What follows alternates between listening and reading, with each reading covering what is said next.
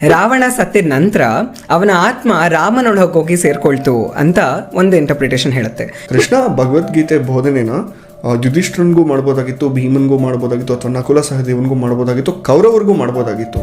ಅವ್ರನ್ನೆಲ್ಲ ಬಿಟ್ಟು ಅರ್ಜುನನ್ನೇ ಚೂಸ್ ಮಾಡೋದಕ್ಕೆ ರೀಸನ್ ಏನು? ನಾರಾಯಣ ಶ್ರೀಕೃಷ್ಣ ನರರಲ್ಲಿ ಶ್ರೇಷ್ಠ ಅರ್ಜುನ ಅಂತ ಪರಿಗಣಿಸಬೇಕು. ಎಲ್ಲ ರಾಧಾಕೃಷ್ಣನ ಪೂಜೆ ಮಾಡ್ತಾರೆ, ರುಕ್ಮಿಣಿ ಕೃಷ್ಣನ ಪೂಜೆ ಮಾಡೋದು ತುಂಬ ಕಡಿಮೆ. ಸೊ ರಾಧಾಗೆ ಅಷ್ಟು ಇಂಪಾರ್ಟೆನ್ಸ್ ಯಾಕೆ ಕೊಟ್ಟಿದ್ದಾರೆ? ಪ್ರೀತಿ ಏನು ಅನ್ನೋದು ಈ ಜಗತ್ತಿಗೆ ತಿಳಿದಿರೋದಿಲ್ಲ. ಪ್ರೀತಿ ಅನ್ನೋ ಕಾನ್ಸೆಪ್ಟನ್ನು ತುಂಬ ಕರಪ್ಟ್ ಮಾಡಿಬಿಟ್ಟಿರ್ತಾರೆ. ಇವತ್ತಿಗೂ ಅಷ್ಟೇ ತುಂಬ ಕರಪ್ಟ್ ಆಗಿದೆ. Why did Gandhari have that audacity to curse Krishna? ಆ ಥರ ಒಂದು ಧೈರ್ಯ ಅಥವಾ ಆ ಥರ ಒಂದು ಸ್ಟೆಪ್ಪು ಯಾಕೆ ತಗೊಂಡ್ರು ಕೃಷ್ಣನ್ಗೆ ಶಾಪ ಕೊಡಬೇಕು ಅಂತ? ಗಾಂಧಾರಿ ಯಾಕೆ ಶಾಪ ಕೊಡ್ತಾರೆ ಅಂದರೆ, ಮೊದಲನೇದಾಗಿ ನಾವು ಬಾರ್ಬರೀಕ ಅನ್ನೋ ಕ್ಯಾರೆಕ್ಟರ್ನ ತಿಳ್ಕೊಳ್ಬೇಕು. ಘಟೋತ್ಕಚನ ಮಗ ಆಗಿರ್ತಾರೆ ಇವರು. ಕಲ್ಕಿ ಯಾರು?